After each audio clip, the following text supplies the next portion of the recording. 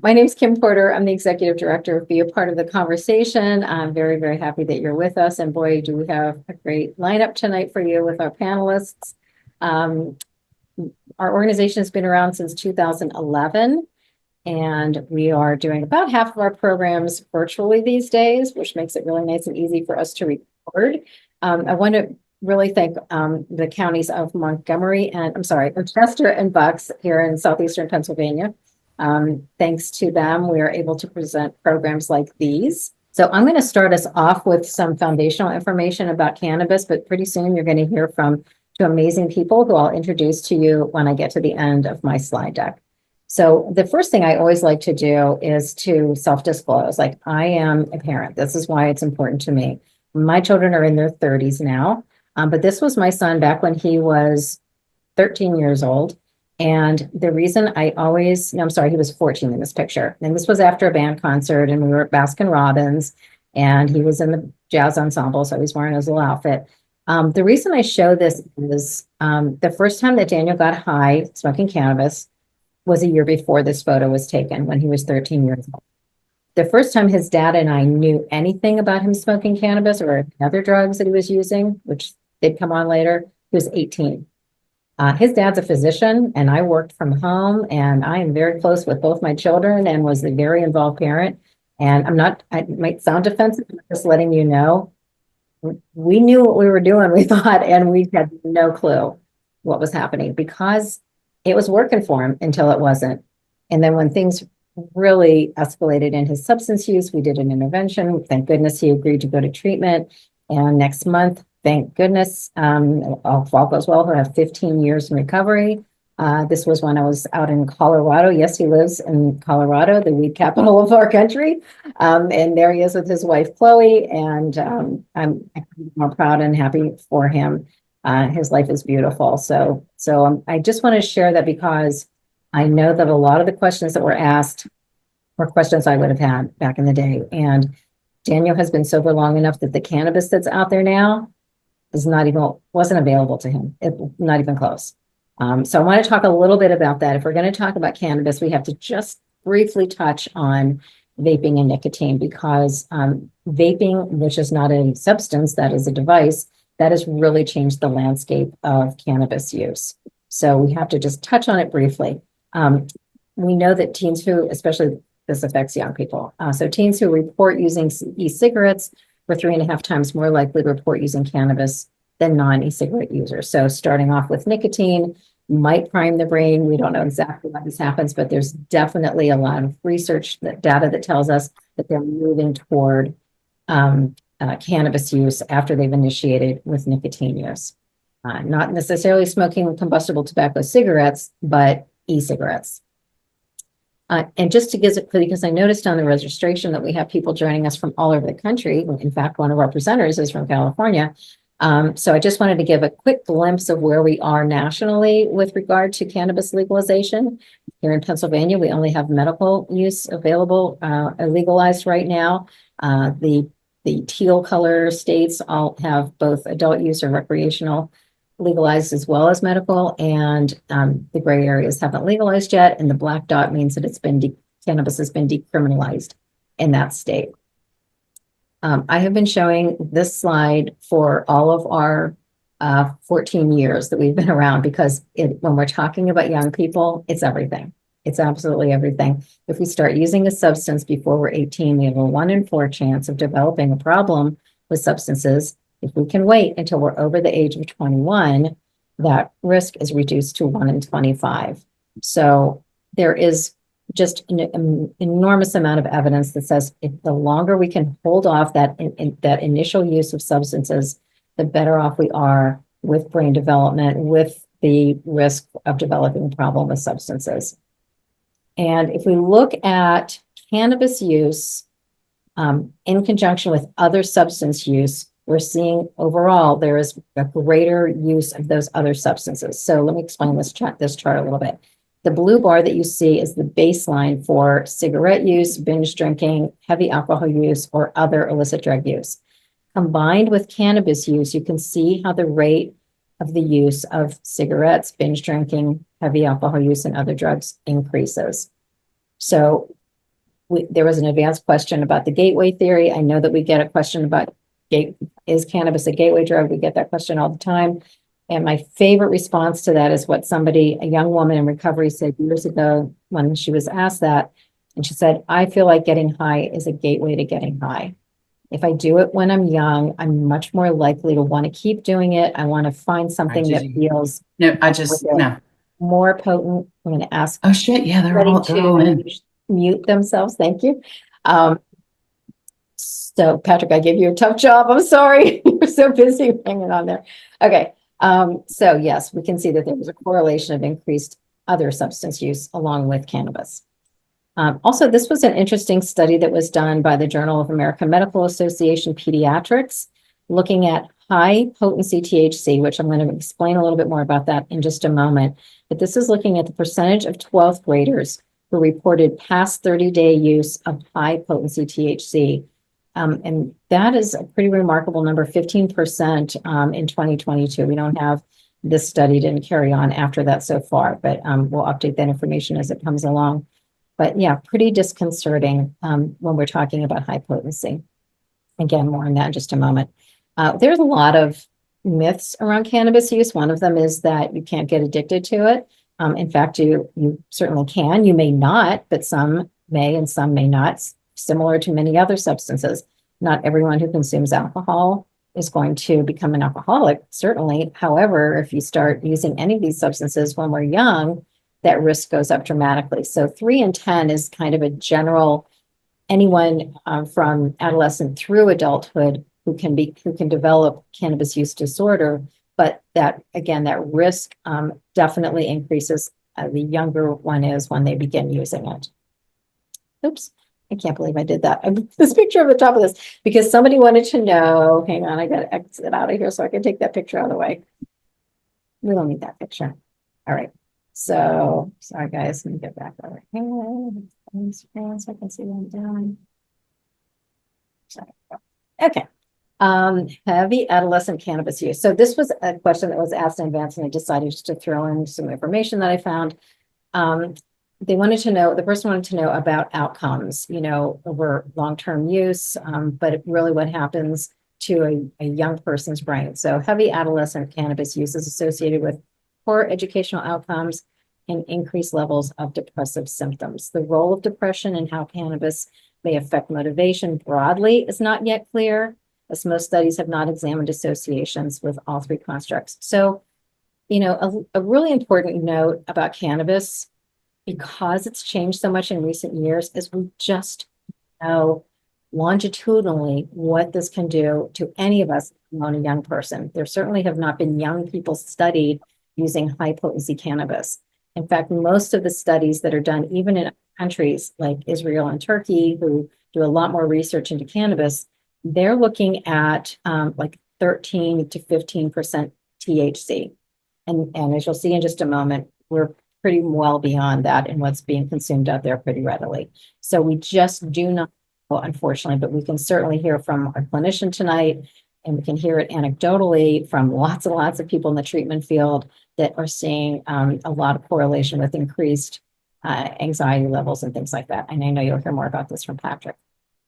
Another myth about cannabis is that there are no withdrawal symptoms, and there absolutely can be if you're using pretty regularly, if it's a higher level of potency and so on.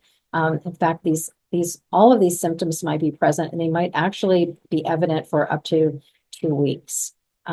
Someone else asked if THC stays in your system for a long time. Yes, it does. It depends on how heavily someone's been using, how regularly they've been using. But certainly at least a month, a couple of months out, you can still have traces of THC when blood is drawn. So it definitely stays. It's fat soluble, so it stays in the body quite a long time.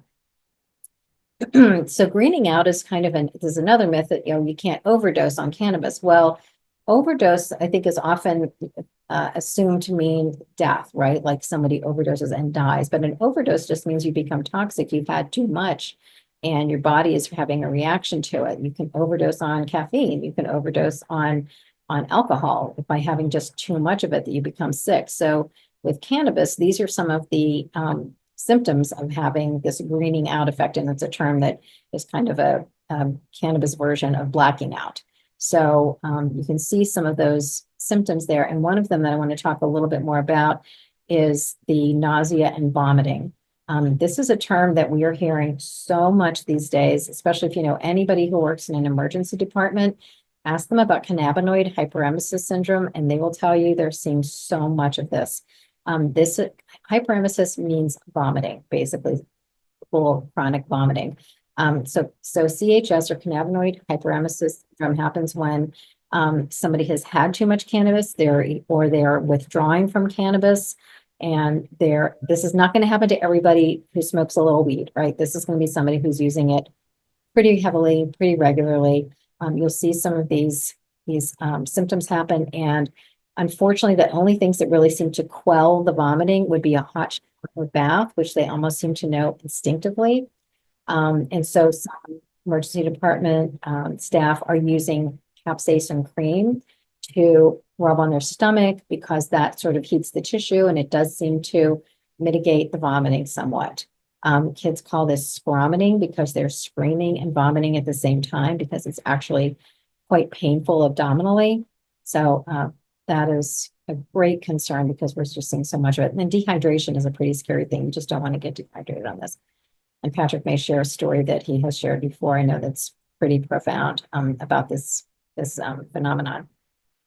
So when we talk about cannabis, I'll just briefly want to explain that, CBD, we hear a lot about. It's in so many products now. You cannot get high from CBD, cannabidiol. This is potentially where there are some medicinal benefits. Again, a lot more studying needs to be done. It's not a cure-all. It certainly could have some side effects. There are concerns about liver function. If somebody has compromised liver, then they might need to be wary of CBD products. THC is what we're really talking about tonight. This is the molecule, this is the piece of cannabis that does have the psychoactive effect that gets us high. So delta-9 tetrahydrocannabinol is really what we're used to associating with cannabis or marijuana. Cannabis comes in many forms. There are many varieties. There's indica, sativa, there are hybrids. So they can have different formulas there. If you look at any dispensary menus, you can see there are dozens, if not hundreds, of different strains that you can find, and they have different effects. Some are more euphoric, some are more sedating, but it also is processed differently. So you could have two people using the same vape pen cartridge or bud, flower, whatever, and they have kind of different responses to it because different chemical reactions in their brains, different pre-existing conditions, different things can come up for somebody. It depends on so many things. So it's really all over the place. This is very, very important to look at. So, if you look at the levels of the dried plant, everything in green is referring to this dried flower, the plant, before it's concentrated. So the back in the 60s, 70s, 80s, and 90s, never really got any higher than 3, maybe 5% THC. Again, that being the psychoactive ingredient. The average THC level of the plant today is around 13%, so that's considerably higher. I'm listening to a webinar right now, okay? There, folks, don't forget to mute, thanks.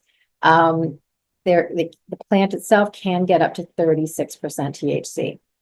Concentrates have changed everything about this. So concentrates can get up to actually closer to 99% THC these days.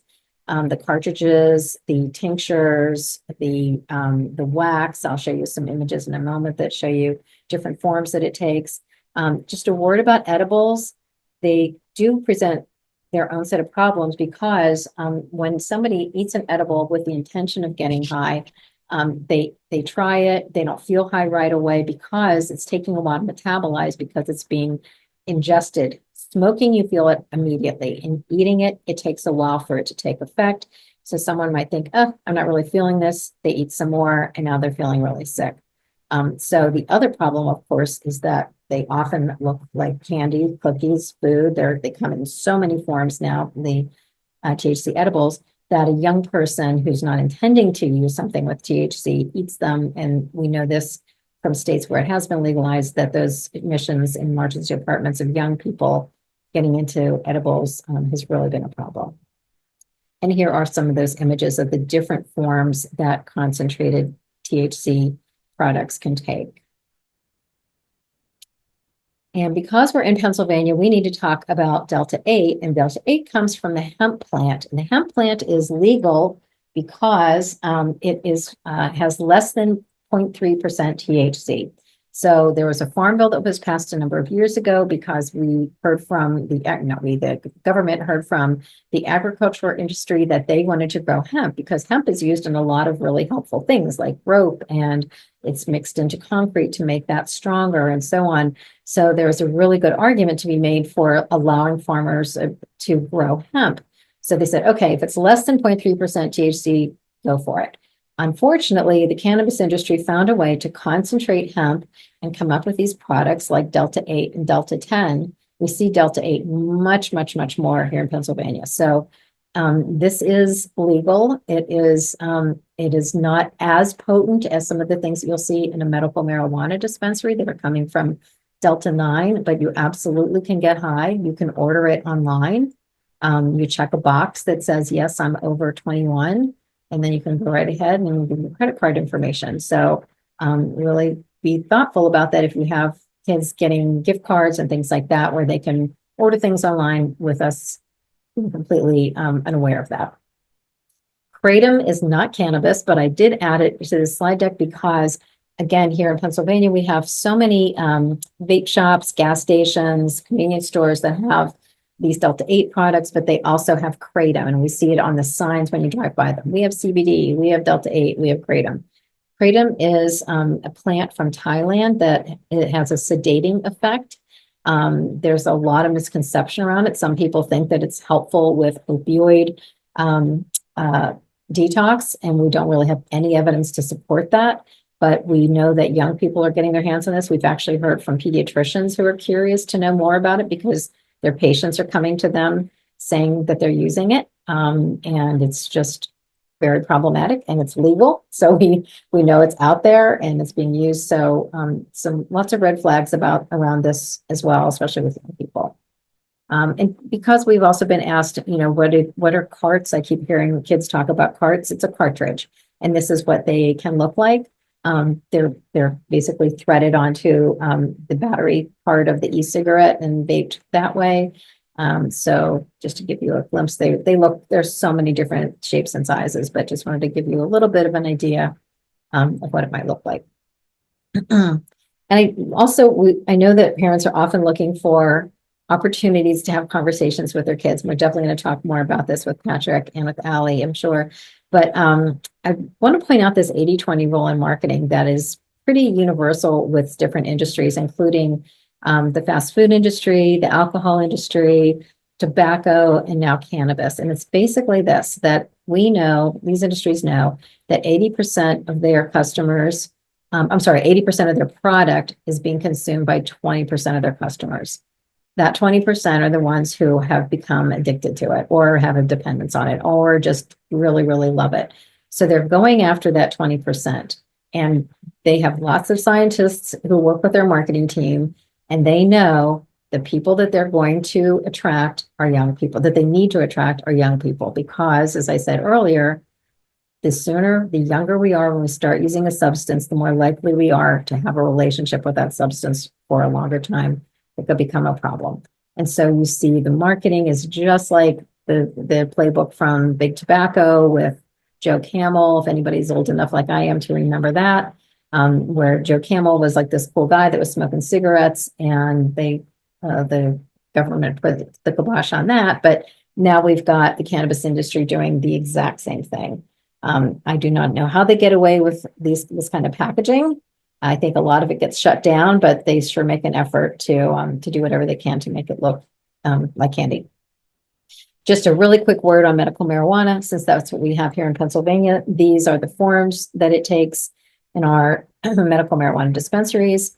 We currently have 24 conditions that can qualify someone for a medical marijuana card. We have learned from the Pennsylvania Medical Marijuana Advisory Board that these are the 4 conditions that are most commonly cited for why they are getting a card. And the top number one by far of all of these is anxiety disorders. right up here. So this is by far the number one condition that is cited for wanting to get a medical marijuana card. And I know we'll talk more about that, but the medical societies that are associated with these disorders, with these challenges, not endorsed medical marijuana for these disorders. And so it's really important to understand that when we call this medicine, it really truly is a misnomer. There's not an actual prescription. There's the approval of a card to go to a dispensary, and then you talk to somebody in the dispensary who's had very little training, and they're just helping you decide which product to get. And we're talking about some really high potency stuff. And then finally, I just want to say that there are so many negatives that we're hearing about, especially high potency, frequent use. If there are underlying behavioral health conditions such as psychosis, schizophrenia, anxiety, and depression, we are seeing an increase in whether it's correlation and causation. It's now looking more like it is actually causation, that cannabis can act as a catalyst for some of these rather dormant conditions that are now being accelerated or exacerbated by cannabis use. So lots of concerns there. Just a couple of points that I want to make about parenting really fast, because I know I'm running long. Everybody loves this expression. This is why I included it in here. This would have been me talking to my son way back when we first figured out what was going on with his substance use. I wish I knew then this expression or this acronym WAIT, which stands for Why Am I Talking? I know Patrick loves to talk about motivational interviewing skills, and I'm sure he'll say something about that, but really we have so many opportunities to get curious with our kids instead of the lecture. I really was masterful at beating my son's ear off, just with everything I had to say about his use, and really wasn't at all curious about why he was interested in this plant that was altering his mood. And perhaps there might be some other alternatives to using that substance. So we've talked a little bit about the brain not being fully developed until we're 25 years old, but we don't necessarily want to use that language with our kids. I love the idea of saying, man, I wish I had a neuroplastic brain like yours, because I would be developing all kind of healthy habits. Like I would meditate when I'm stressed. I would get outside when I'm feeling blue. I would do a lot of things differently than maybe reaching for my phone or reaching for a glass of wine or reaching for a cigarette or vape or whatever. So really sort of supporting our kids by acknowledging how beautiful it is to have a neuroplastic and malleable brain. So I'm going to stop. Oh, no, I get to introduce our guests now. So I'm going to tell you a little bit about Patrick Dowling and Allie Behr. Patrick is a licensed professional counselor with a master's degree in clinical counseling and marriage and family therapy. He's trained and worked as an advanced addictions counselor for more than 20 years, as a clinical supervisor, clinical director, administrator, and as a human being. He utilizes various models of therapy, including family systems, motivational interviewing, dialectical behavior therapy, cognitive behavioral therapy, mindfulness-based stress reduction, trauma treatment, and relapse prevention. Patrick's been especially known for his successful assistance with families in complex interventions. And then after Patrick, you're going to hear from Allie Behr. She's joining us from Central California. She co-founded the nonprofit Marin Residents for Public Health to raise awareness about high-potency THC and guide public policy to protect teens and young adults. Allie also works at Altamira to help residents commit to their recovery from substance use and mental health disorders. This year, Allie also began working at Panaptic, which provides an evidence-based substance use prevention curriculum to schools and counties nationally. She became dedicated to spreading the word about cannabis use disorder after experiencing firsthand how using today's high-potency THC can quickly increase tolerance, frequency of use, and then dependence. She's been sober for 5 years and is determined to combat the shame around addiction, to motivate families, educators, and community leaders to protect our youth from this risk. Sorry about that, Allie. I cut myself off too soon. All right, Patrick, we want to go ahead and unmute, and I'll take over the wheel for Zoom. Okay, you got it. Do I have to do anything, or you got it? Okay, awesome. I got Thank it. You're good. Thanks, Patrick. Okay, you got it. So as Kim said, my name is Patrick Dowling. I am a licensed professional counselor in Pennsylvania. My degree is specifically in marriage and family therapy, and I didn't know that I went back to grad school when I was a year sober. I've been sober since the 1900s, as they say, the late 1900s. Just to clarify that. So, but I was about a year sober and was in a 12-step program, and I would have lots of really great ideas that my sponsor would suggest that I don't do. And about a year sober, I had a really great idea that I would go back to grad school, and it was the first idea that he said, "That's a great idea." So I decided to do that. So I went back to grad school and I got a degree in marriage and family therapy, which really fortunately dovetailed well into also doing addiction work because, as we know, addiction is a family disease and it can significantly compromise the wellness and safety of a family system. So I've been sober since, again, the late 90s, 96. And you did introduce that I was been training as a person. One of my professors in grad school said that men don't become human beings till they're in their 40s, which I was offended by. And then when I approached 40, I was like, I think I know what she meant by that. So I've been a human for 11 years now. So I've been getting better at that. So I do want to say thank you to everybody who's on this Zoom. Thank you for parenting consciously. Thank you for shining up for this and other programs. It is a really complex world, as Kim said. It has gotten increasingly complex with the role of social media, the role of the marketing. I was talking to a client actually today. You were talking about the THC, and we were talking about he had had a relapse with gambling recently and has gotten back into his recovery. But he was saying, I have $1,000 credit at the casino. What am I going to do with that? And I thought, well, we figured it out. We figured out he's not going to use it. And I jokingly said, well, you could transfer the $1,000 to me. I don't have a gambling problem. And he says, they don't want you in there. I was like, exactly, because I'm not a gambling addict. So they don't want me in there with their $1,000. They want you in there with $1,000, which is then going to become $10,000 for them, right? So I think that we're in a world where these industries are not necessarily really concerned about the wellness of the consumer. They're interested in selling their wares, right? Whether it's gambling or alcohol or THC. So I think we do need to be really educated consumers about what we're consuming and really thoughtful about what we're consuming. So let me just back up half a step. I think that our job, and I'm going to say collectively our job, I'm a parent of three. I have a 19-year-old and two, as of today, 13-year-olds. So I have three teenagers.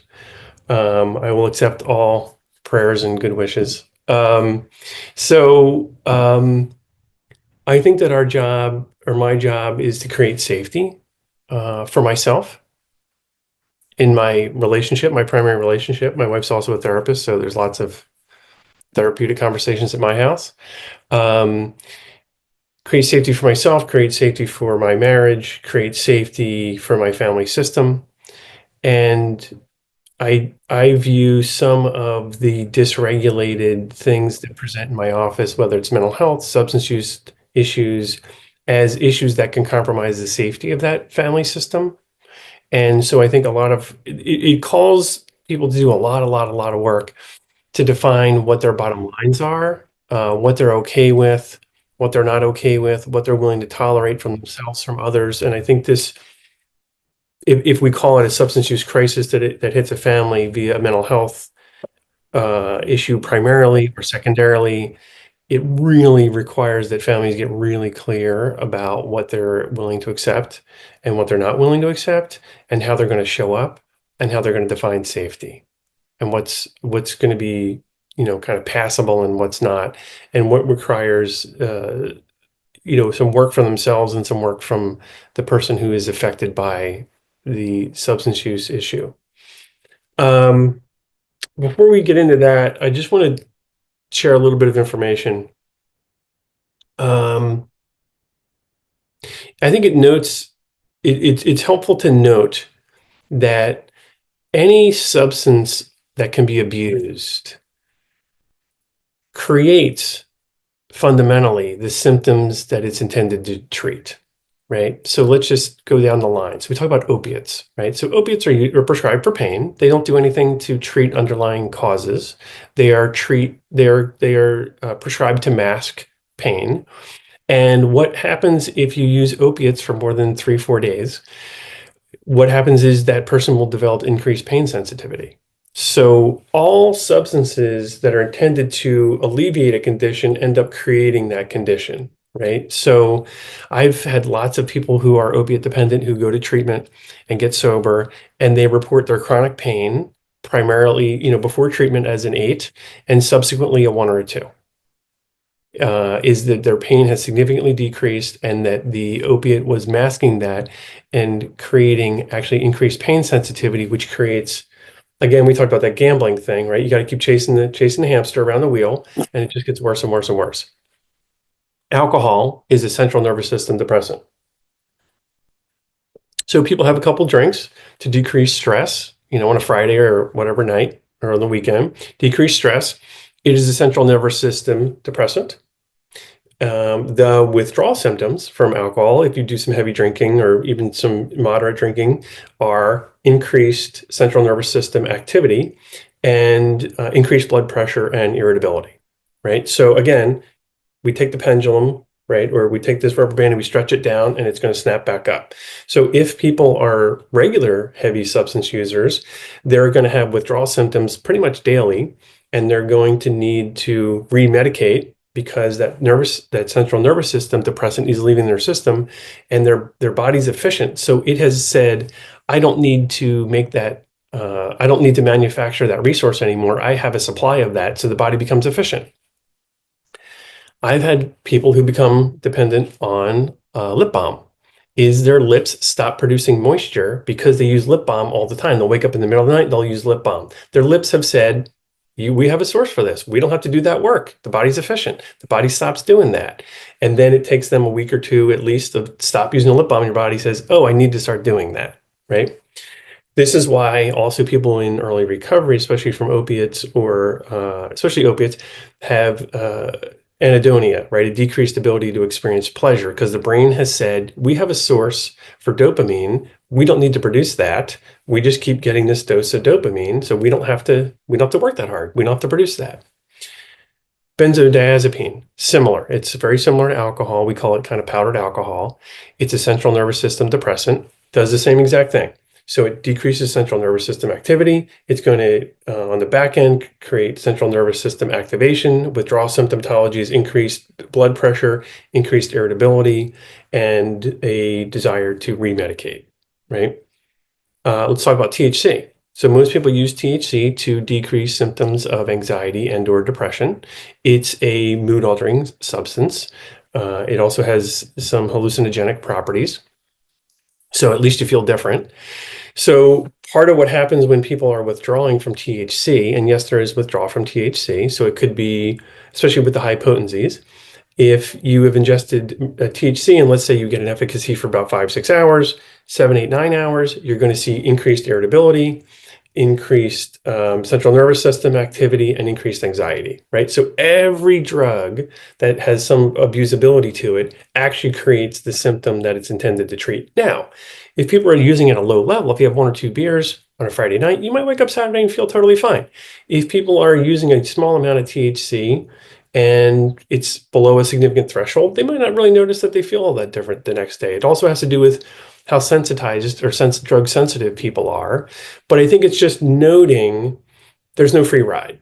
Like all drugs create some kind of secondary symptomatology the next day, right? So there's no, it's like we joke about like calorie-free donuts, right? We're like, oh, these are calorie-free donuts. I'm like, yeah, that doesn't exist. It's not a real thing.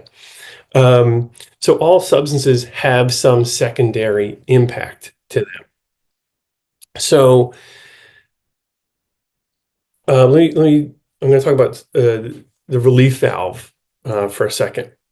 So we use these substances to offer a relief valve from whatever we're experiencing, stress, anxiety. Let's talk about THC specifically. It's an effective drug. It alters mood, right? It works. It does what it's intended to do. It alters mood. It will decrease stress in the short term.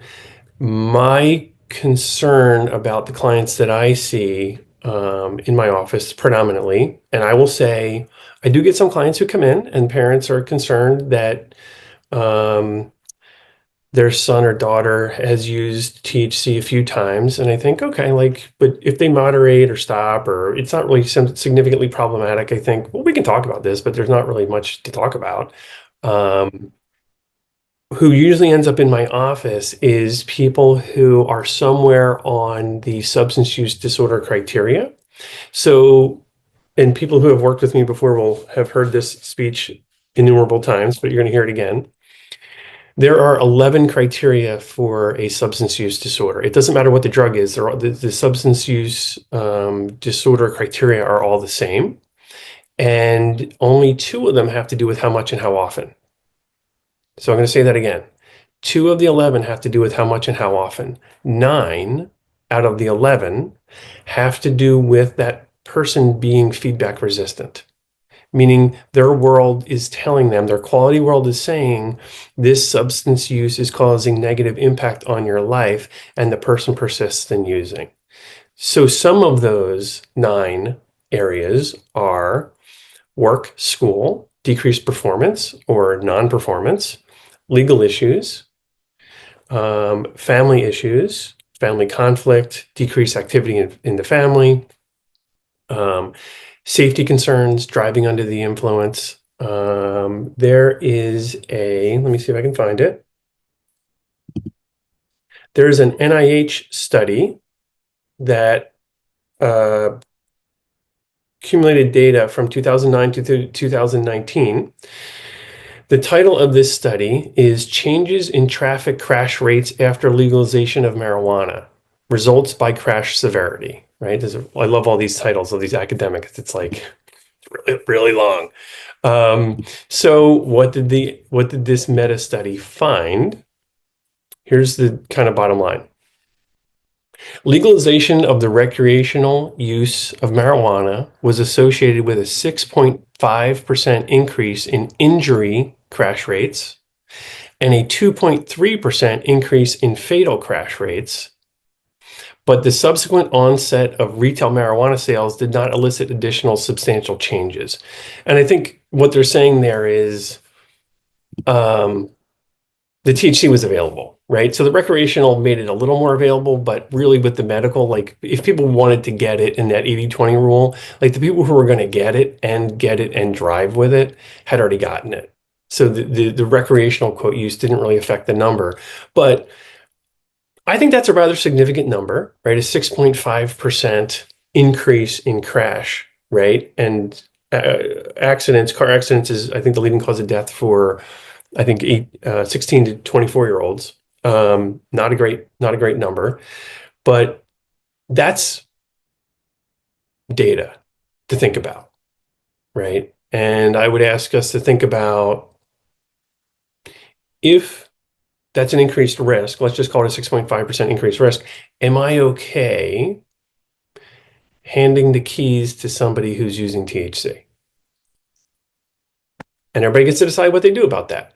So I would say you're going to now hand keys to somebody who is 6.5% more likely to have a crash with whatever consequence that's going to have. So that's a bottom line for people to think about. Am I okay with handing somebody the keys with that increased risk? So back up half a step. The criteria for substance use disorder I think it's really important to understand that when somebody is presenting with a mild, moderate, or severe substance use disorder, and those have to do with how many of those criteria you meet. So if you meet 1 or 2, it's mild. If you meet 2 to 4, that's moderate, and 4 and above is severe, right? So classically, when I have my heavy substance users in a group setting, and they all think, man, I only got like 6. I'm like, yeah, you're already like, we're way over the line, right? Like above 4 or 5, like you're in the severe category, right? Meaning that's some significant feedback to blow by. And I always think about what is the legitimate need that people have for safety, for security, for symptom relief, for feeling better that they're trying to meet via a rather maladaptive strategy. That's what I'm actually interested in. I'm not really as interested in their pattern of use. I'm interested in what's the itch you're really trying to scratch, and how do we help you get that itch met or that itch scratched more adaptively or in a healthier fashion. 70% of clients who present with schizophrenia use nicotine. I think we all know smoking is bad for you, right? So it's changed over years. It's more vape, it's smoking, it's vaping, it's all of it. But we can agree historically. I think we all kind of know. Again, after the 1900s or after the 1975, right? We all know that smoking is bad for you. Except 70% of schizophrenic patients use cigarettes and/or nicotine in some fashion, meaning they're desperate for relief. They're so uncomfortable. It's a very, very, very difficult mental health issue to have, right? To not be really in touch with consensus reality, to really struggle with activities of daily functioning. So these are folks that are clearly self-medicating despite the fact that it's contraindicated and they know it's bad for them, right? And it's a very high-risk group, right? They have a 25% decrease in life expectancy, right? Schizophrenia is a tough one to have. When people are presenting with a substance use disorder, I'm interested in a substance use disorder, but I'm really more interested in what's happening for them, that they are persisting in a behavior that has had some kind of negative consequence, and it's persisted, despite conflict with family, conflict at work, conflict at school. It has had something negative associated with it that they are persisting in doing that. So what do we do about that if that's the case? I think that it is a wonderful opportunity for the family, for whoever is stepping into a full responsibility for this, a father, a mother, a grandmother, an aunt, an uncle. I have had sister-in-laws call me and say, "Hey, this is what's going on in our family. What should we do about it?" And I think, "Oh, you're the healthy one. You're the one asking for help. Everyone else in the family system is like just riding this out, but someone else is saying, 'Hey, we want something better. We want something different.'" That's great. What I suggest that families do is a couple of things. First of all, unless it's an acute crisis, I suggest that they create safety for themselves first. Unless somebody needs treatment today, I suggest that families put their own oxygen mask on first by doing these specific things. Then this is just me. I'm going to suggest that people buy and read the book No More Letting Go by Deborah Jay. I suggest that people read it. And then I'm going to suggest something crazy, which is that you do what it says, is that you define your bottom lines. What do you need to be safe? Not what does your addict or alcoholic or your teenager, not what they need. What do you need to be safe? Because what dependent people need is a family system that creates and maintains safety. So I'm a little bit less interested usually in the addict or alcoholic or the teenager or the young adult than I am in the family system creating and maintaining safety, because that system is going to be way more effective than all the treatment we can offer somebody. So I suggest that people buy and read that book. I suggest that we define your bottom lines, and bottom lines are a agreement with yourself about what you need in order to be safe, meaning I need a drug-free home, I need safety and stability, I need there to be not holes punched in the wall, no threats, no hands put on each other, no hiding of purses, like all the stuff that goes along with some of this stuff. I need honesty and transparency and collaboration. So that's the first thing I suggest. The second thing I suggest is that people start attending be part of the conversation, parent support group. To be very direct, I don't suggest these things. I require them, and if people don't want to do them, that's okay. They don't have to work with me. So, meaning I'm interested in helping to move the ball, and these are things that I have found to be incredibly efficacious in terms of helping people define what they need, what their integrity requires of them to feel safe in their own home, to feel safe in their relationships, and that doing this is going to require that you swim upstream on your parental instincts. We're going to ask you to set some boundaries. We're going to ask you to create safety. We're going to ask you to require that the person who has historically blown by 1, 2, 3, 4, 9, 11 of these criteria step into a fuller responsibility for that and do the heavy lifting of creating safety and wellness. Our job is to go first and to not ask our loved one to do something that we haven't done. So I think that the modeling is incredibly helpful.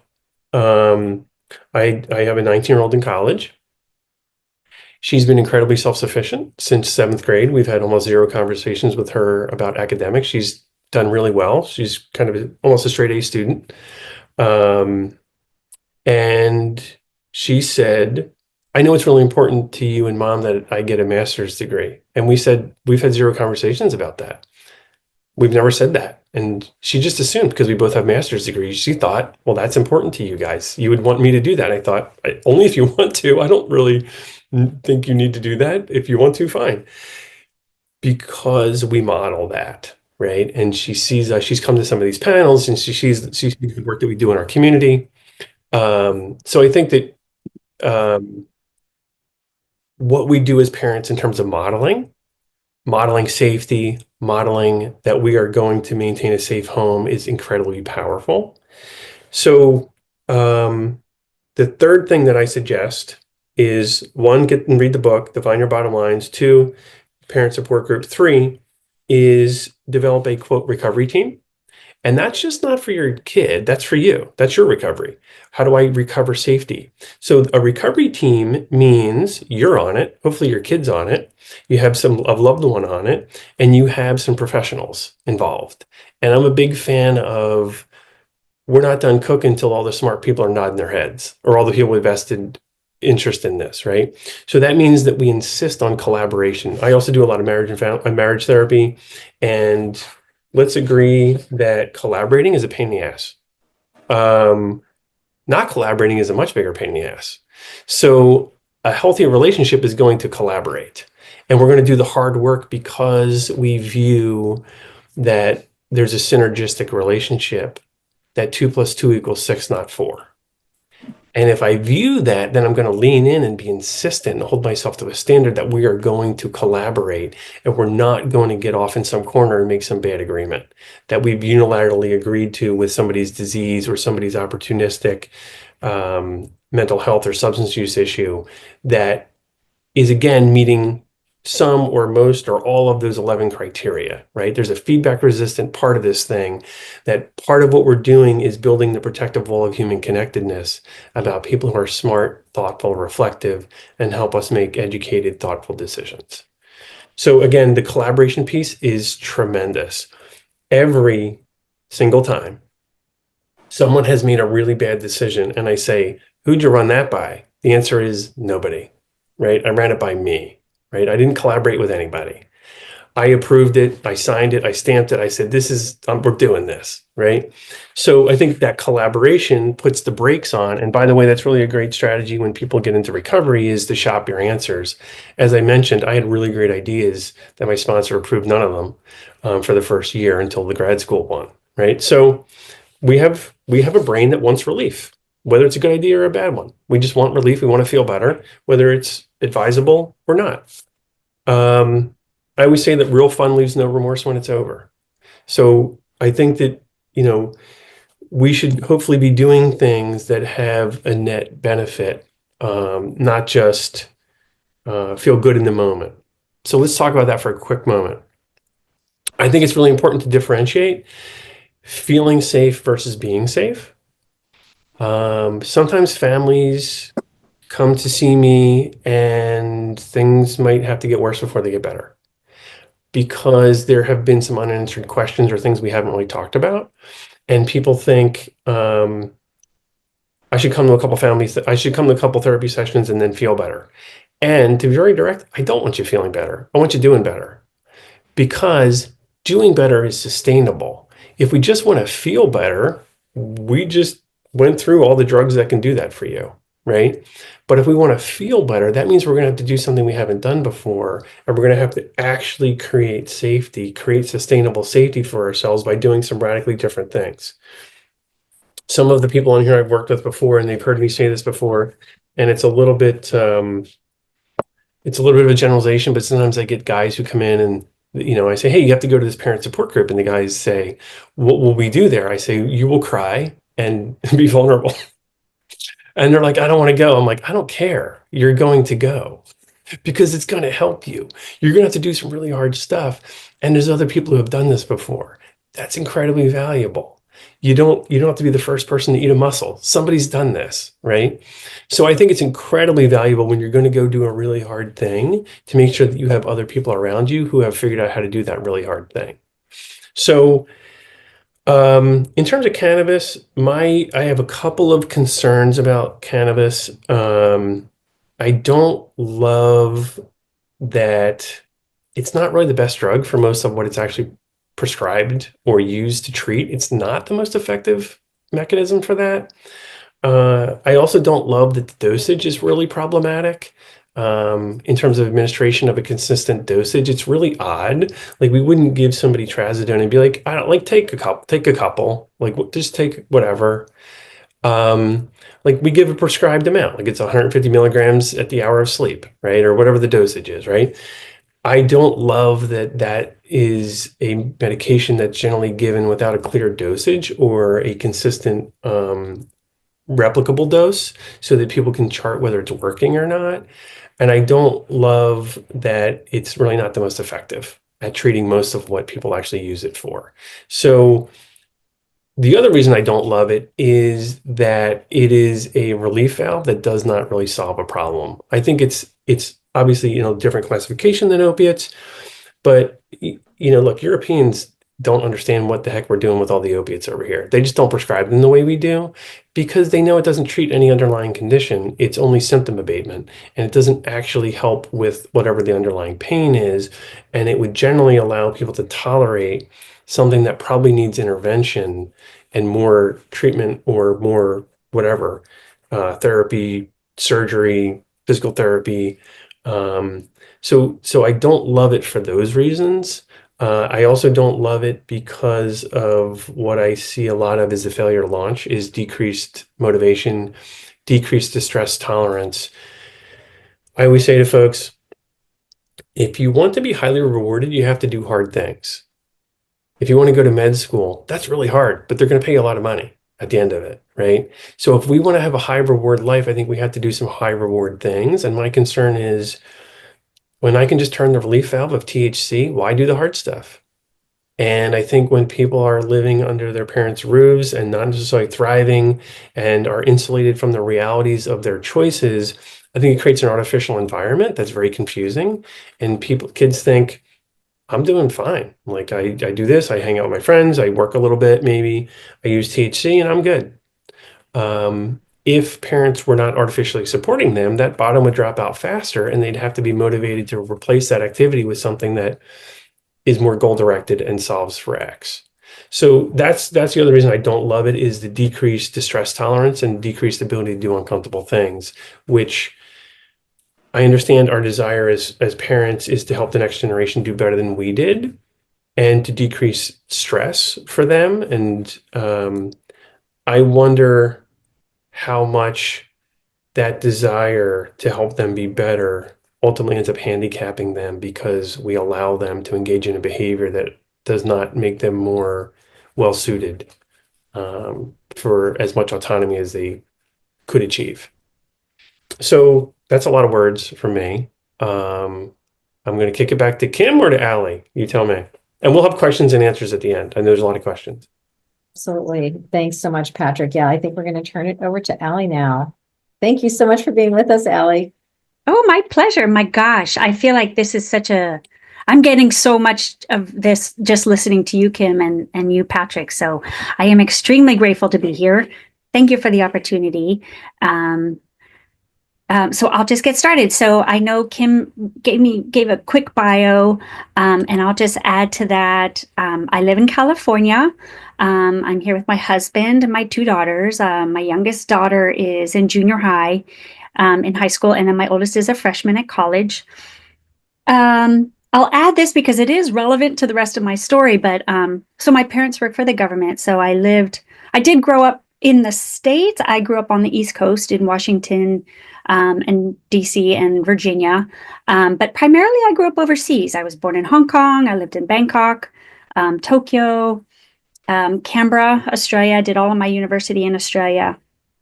And then focused most of my career in technology companies. I was doing marketing, content strategy, and I was always trying to work for companies that were mission driven to help employees or help organizations thrive. But 4 years ago, I completely shifted out of that whole world and now have focused my career 100% on substance use prevention and education. And it all really started when well, a few things started first, but ultimately I helped found a nonprofit, Marin for Public Health Cannabis Policies. And then as it kind of the snowball just kept growing and growing. And then I started working at Altamira, which is the rehab, and now Panaptic, which is it's led by two doctors, and they have an online platform, which is very science-based. It's a curriculum for education for students, but the program is for students and their parents and the teachers. Because, for example, be a part of the conversation, what I love so much about what Kim has created is everything has to do with having these conversations, open, honest conversations without shame, without guilt. That is how I've become sober. It was not alone. It was through connections with other people. So why am I here? And why did I make such a dramatic shift was really ultimately from my experience with my own, now what I call cannabis use disorder. Even the language has changed. We don't really call people addicts anymore. They have a substance use disorder because it's not like a person that has done something wrong. It's a substance that hijacks the brain. And Patrick has talked a lot about the science behind that, which is, to me, so fascinating. But I'll share about my own experience and then how that kind of rolled into my daughter's experience with struggling with cannabis use disorder as well. I was actually a late bloomer smoking weed. I really didn't start in earnest until I turned 40. And I'll share how I was really primed for this quick fall down into the kind of the rabbit hole of addiction. But on my 40th birthday, I was like, oh, my weed had just become legal. And I was like, I'm going to try this California thing, California sober. I thought it was a great idea. I wouldn't have to be worrying about being hungover, having the occasional blackout, saying stupid things. And it was suddenly just this strange perception that it was harmless and was legal. So there must be some organization that is vetting this. So it must be okay. Again, that's probably what would be feedback resistant. Like a bit of denial there, but anyway. So when it became legal, all of these websites started popping up. I was kind of like an early guinea pig of what has happened now over the last 10 years or so with the whole commercialization of, there's a legalization of cannabis and then the commercialization where the industry has really gone full throttle with that 80-20. I'm so glad that Kim, you talked about that, and Patrick, you referred to it, because it's become such a big focus of now my work is, really helping spread the word about this, what we call addiction for profit industry, and they're seeking lifetime customers. And unfortunately, what we're seeing is that means targeting youth, because the longer the sooner they can catch someone, the more long-term profit they can get. Anyway. So it started to become, I could get it delivered to my door. I remember distinctly when at the time I didn't realize, but I was crossing an invisible line. It was the first time I was offered a vape, and I tried the vape, and it looked like this sleek little, Apple Store pen. And it felt so smooth and clean. I remember thinking, wow, it's like just fresh, clean cannabis air. So again, not really realizing, what the industry was hoping that we would think is that this is like this civilized and even sophisticated and harmless new trend. So a quick, overview again of the science that Patrick was referring to and Kim, but like from my experience, in hindsight, I know all this, but by vaping, I could vape higher and higher potency THC. I was oblivious to even what the importance of, I didn't even know the term high potency THC.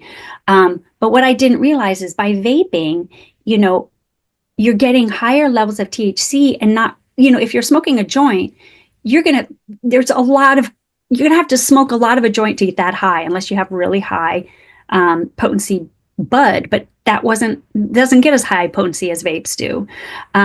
So as I was using higher THC, I was also increasing my tolerance. So even though I was smoking the equivalent of really strong marijuana, I didn't even realize it because I wasn't getting super high anymore. So I would just increase my vaping, therefore increasing my tolerance, and therefore plunging into dependence.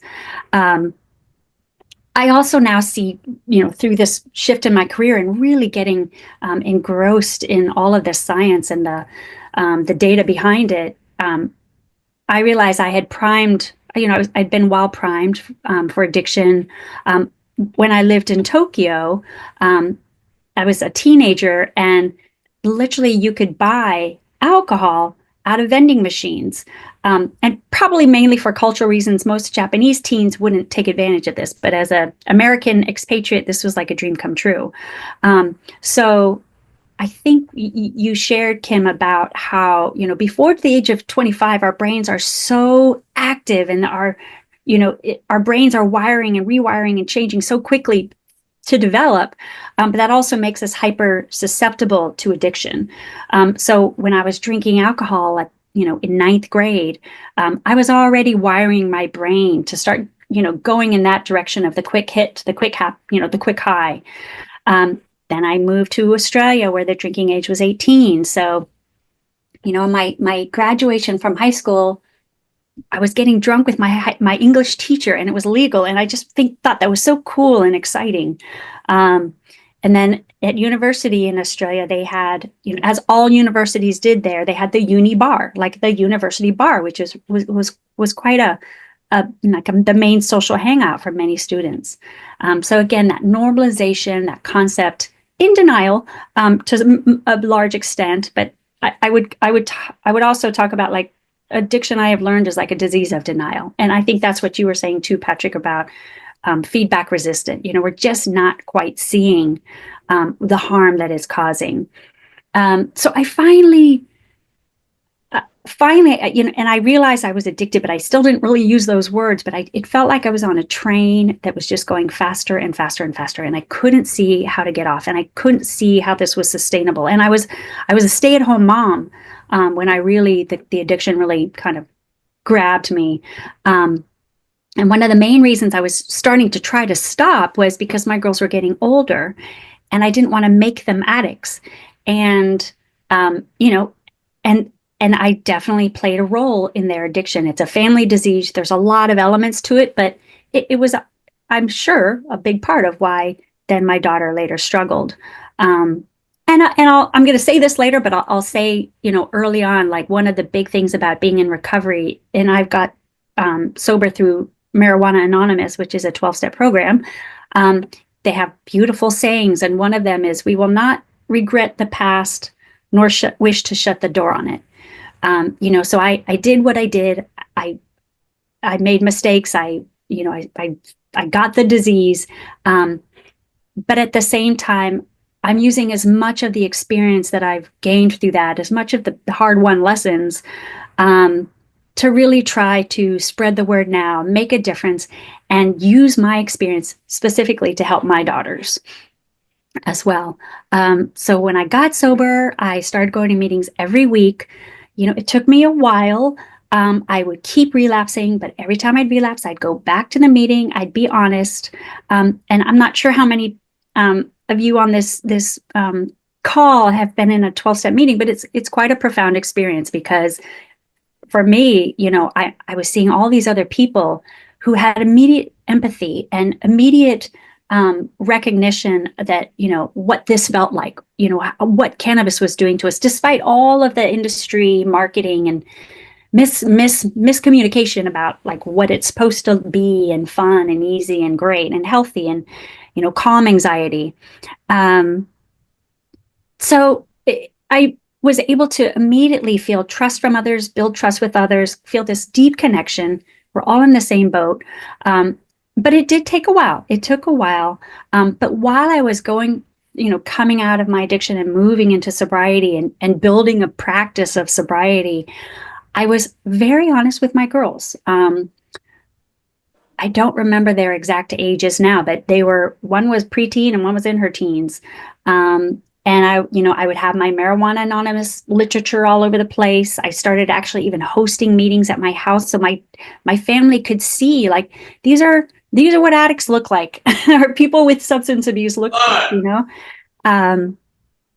So I was trying to really letting them know, like, I exactly what I was experiencing, apologizing, making amends for the mistakes that I did make while I was still using, as their mother. So I guess another quick thing I'll add too is that, as I became more and more focused on spreading awareness and really pointing, shining a light on the unethical practices of some of the biggest players in the cannabis industry, and trying to model to the kids. When you mentioned, Patrick, or maybe it was Kim, Kim, about wait, why am I talking? I was kind of beating my kids over the head with this new science, and this is addiction, and it's really bad, and here's all the facts, and alas, that didn't work for my family either. And it was, I'll never forget, when we had taken a family vacation, and I was on a Zoom calls with this nonprofit group, because we were trying to, and we succeeded, trying to stop a cannabis company from opening the first retail cannabis store in our town. And it was a year-long battle, but we succeeded. The town voted 74% against it. I was on a Zoom call on this vacation while my daughter was actually stoned, and I had no idea. So all of those things about, like, being, you can fight it if it's a rational thing. You can, I guess my point is, it's such a tricky disease, and there isn't a lot of rationality to it. So what did I do? When we learned about this? Thankfully, I already had an incredible circle of friends, my sober friends through my 12-step program. I had, working at this nonprofit, there was all these, experts in the field who were partnering with us to do, work, fight the good fight. And so they were incredible resources too, that I could really speak to honestly about what we had, what I discovered and what we were trying to, what we were dealing with my daughter. And I'd also learned through my own experience, don't use shame, don't use guilt.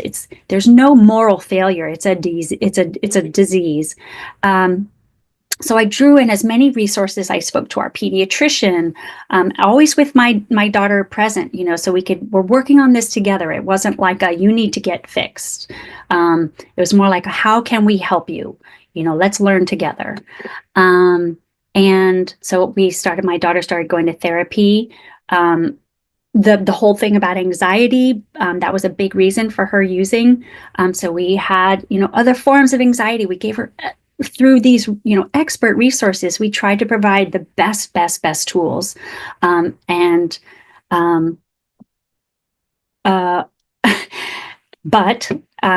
you can bring a horse to water, but you can't make it drink. I kept sharing all the resources, but I couldn't force her to use them. I kind of think of it as like, but you keep doing it. You keep giving her the tools and let her decide what to do. It's like when you have a little kid with vegetables, you just keep putting vegetables on their plate. They might not eat it, but you just keep them in front of them. And I really love, Patrick, your emphasis on how do we help the family, and how do I, as the parent, help? Because if we can't stay strong, and we have to model serenity and sobriety ourselves. So we started family therapy. A fantastic free resource that was invaluable to me personally was the Hazelden Betty Ford, original Betty Ford. It's now Hazelden Betty Ford. They have free Zoom calls twice a week. It's a family, a program for anyone who has loved ones who are struggling. And it doesn't matter if that loved one is using the Hazelden Betty Ford rehabilitation program at all. It's still a free Zoom. It's different than a 12-step because there's a facilitator who's an expert, and you rather than there's a big point about 12 steps where the ones that I've been to, you don't crosstalk. So people share how they're feeling, what they're learning, and then people don't comment on that. They share their own experience. So, but in this Hazelden Betty Ford, you could actually have a conversation, but with a facilitator.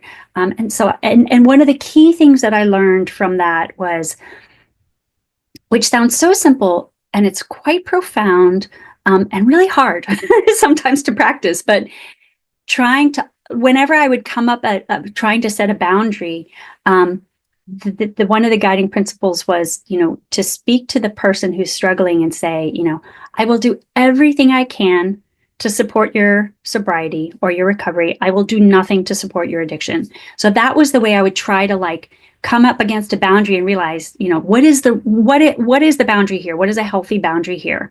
So for example, if I ever found, I would periodically, sometimes not even when I was looking, unfortunately, but I would periodically find empty bottles of alcohol. I would find empty vape cartridges or full vape cartridges, and I would just throw it away. I would constantly throw it away. And I would tell Savvy, I found this, I threw it away. I found this, I threw it away. So it wasn't a punishment. It was just a clear thing. Like, if I find it, I will throw it away. You must not bring it into our home. If you do, I will throw it away. You cannot have any friends over who are drinking. Any parties have to be no substances. Even to the point where sometimes I realized later they would be outside drinking and then come inside, but not bring anything on the premises. So, it was like a constant practice to try to, again, without shaming or punishment, just keep those boundaries as much as I could. But there's a lot of growth mindset involved in this practice of, we can only do the best that we can, but give ourselves credit. We are doing the best we can, and that best is good for our kids or our loved ones. The modeling was critical. Model. I doubled down on my own meetings, my own MA meetings. I started going to Al-Anon. An incredible resource I also learned about is Maranon. So it's Marijuana Anonymous, not Marijuana Anonymous, Marijuana Al-Anon. So it's for the families of kids or loved ones who specifically struggle with cannabis. And it's they're different drugs, and there's a unique community. I think particularly because cannabis versus alcohol and other drugs, we know smoking's bad for you. We know drinking. There's no secret about those drugs. Where cannabis, there's still that residual, the Woodstock pot misconception that it's not as harmful. And particularly with high potency THC, it absolutely is. And some of these harms are really extreme. You mentioned cannabis hyperemesis syndrome, cannabis-induced psychosis. I know people firsthand whose children have died of suicide in the mode of cannabis-induced psychosis. So it's a really serious drug now. So what else? I guess I'll just. Oh yes. Yeah, I'm sorry to interrupt you. I just want to make sure we've got about 10, 11 minutes left. So I just want to make sure that we allow some time for questions. So do you mind Yes. if I interrupt you? Is there anything you wanted to say? Yeah, I'll just finish with one last thing. And that is my one thing that I say, I don't even know how many times a day I'm saying, and I don't even realize it. And I'll hear it in my head, but the serenity prayer. Grant me the serenity to accept the things I cannot change, the courage to change the things I can, and the wisdom to know the difference. That is my constant kind of mantra to myself, like, do what you can, accept what you can't. So I'll leave you all with that. Thank you. I think that many of us are quite familiar with that prayer. It's a beautiful one. And I think I've got it in about 3 places in my house as a reminder as well. So, yeah. So thank you both. Thank you, Allie, so much. I'm so glad that we had the chance to meet and that you reached out over this. Patrick's also been at the Stanford conference as a speaker. So we're all kind of in that same boat, but anyway, very nice. So I'm going to open this up. If anyone here has some questions that they would like to ask, you can use the raised hand feature. You can unmute. You can put something in the chat.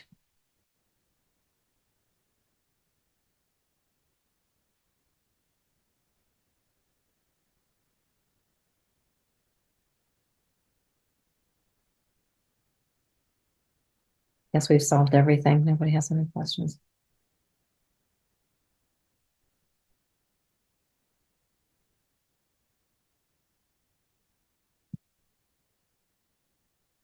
going to take a look at the advanced questions and see if there's, because I think we covered quite a lot. I think one that does come up quite a lot is somebody's asking, how do I convince my loved one? They're talking about a 30-year-old. It could be at any age, but how do I convince my person? And Patrick, you talked a little bit about this, the love affair with this substance. I think there's something unique about cannabis that just it's people who are addicted to opioids know that their life has become unmanageable.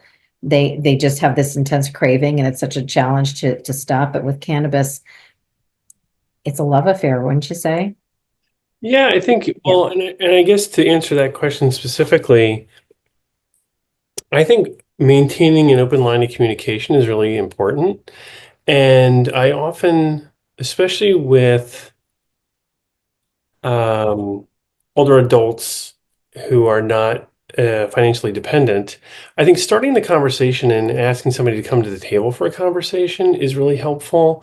And again, if there's some level of impairment via some of those criteria, it's going to come out.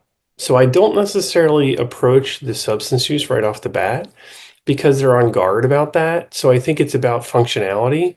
And if the substance use is contributing or inhibiting the person's ability to have, to be as fully functional or have the quality of relationship that they want to have, that's going to come out and will become self-evident. So I think if somebody's reluctant to come to the table, sometimes it's about, let's come together and work on the relationship, and we'll run into the barriers, and then we can address those barriers as we get to them. So I think starting the conversation, I think that the starving somebody out piece, the tough love thing, isn't all that effective. I think what's more effective is defining, as Allie said, like what you're okay with and what you're not, and under what conditions you're okay to have a relationship. Thank you for that. And I hope that answered the question the person asked. How do you help an adult child with this problem? Where do you start? I don't know if there's anything to add to that, but I Yeah. would add one more thing too is, and I tell a lot of my friends this because there's more and more people dealing with this, is join Al-Anon or join Marijuana Anonymous, Maranon, because a big part is like keeping it's a long journey. So you want to keep your strength. And that's a really valuable way to focus on what you can change and recognize what you can and learn how to accept the things that you can't change. And it's modeling for that person too, that there is help out there and it's working for me. Great point. Yep. How do you find THC impacts decision-making and executive function? And Patrick has a beautiful way of stating what cannabis does to that. Oh, it's an excellent drug at helping you suck at life. It does not help with executive functioning, that's for sure, or critical decision making. It's a mood altering substance. It's a hallucinogenic. So hallucinogenics enhance colors, but not decision making. It's tough. And I think I see a lot of people who get stuck they're just stuck. They're spinning, right? And they think about a lot of stuff, but they don't necessarily execute. And I think most of life, I think, is trying some stuff, and you learn as you go. And Allie mentioned that you do some stuff and you get better at it over time. But I think sometimes people get in a spin cycle with THC use and they don't really do things. And so the learning curve is significantly negatively impacted. You love to talk about motivational interviewing. You're very good at it. Are there some kind of quick tools that you can give family members for great open-ended questions to ask? Yeah, I would ask, I mean, I said this earlier, but I'm really always curious about, and here's a tool that I use.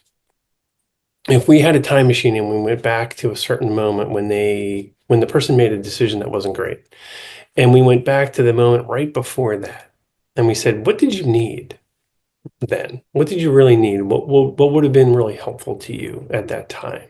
Because they're self-medicating, not well, right? But they're self-medicating something. Anxiety, discomfort, could be, a mental health issue, could be social anxiety, could be whatever.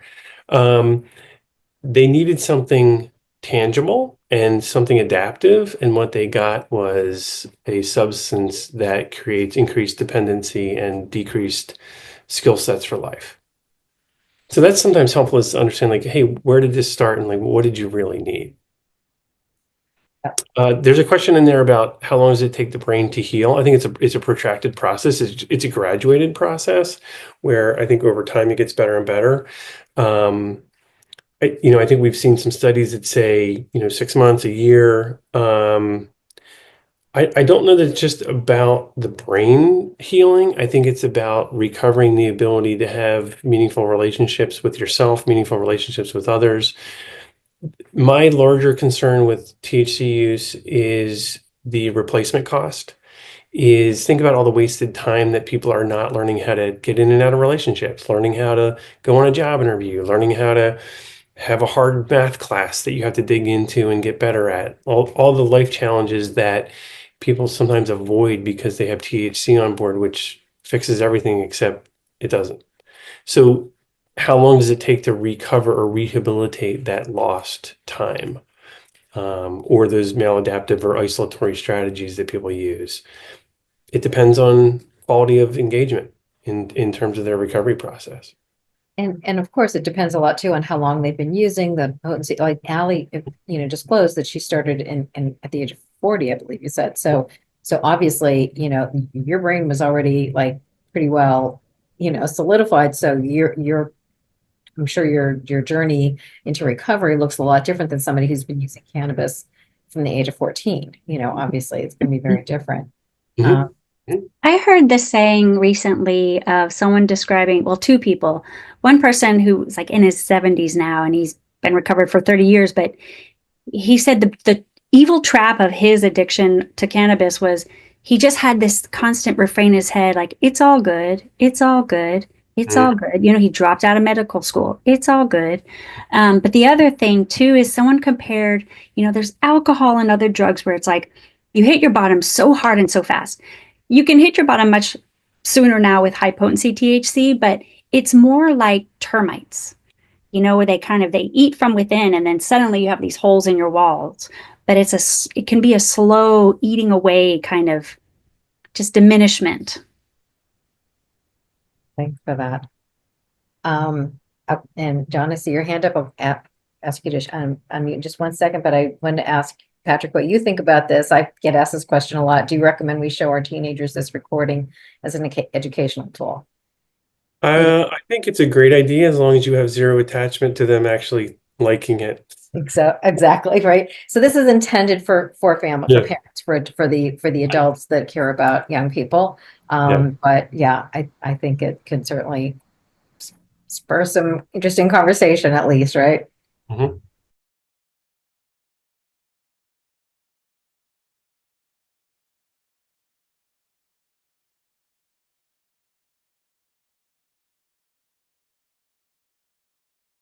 Well, I think one, I would cite the concentrations were different. Number two, I often think about functionality, that if the THC use was getting in the way of you achieving a goal, you probably would have gotten rid of it. And if the family system is saying, here's our bottom lines, and you need to come into compliance with that, in order to have XYZ liberty, that's what your world is telling you. And like I go so far as like when I have clients who grow up in a religious household and they don't identify with that, I say, sounds like you're going to church until you move out. Like that's your family's value. They're calling the shots. Like this is something that they feel like they want to impart to you, and you can like it or not, but that's the cost of doing business, right? So whoever pays the piper calls the tune kind of thing. Like that's the structure of a family system sometimes. So I think if the family system is saying, hey, we're not okay with active substance use, and the person is willing to, suffer the consequence of that, I think, wow, that's rather feedback resistant. Like this must do a lot for you, that you're continuing to persist in a thing that is now negatively impacting your ability, your autonomy. Maybe So one other thing. I'm sorry, I would defend nothing. I would say, yeah, yes, I did do that, and probably wasn't the greatest decision.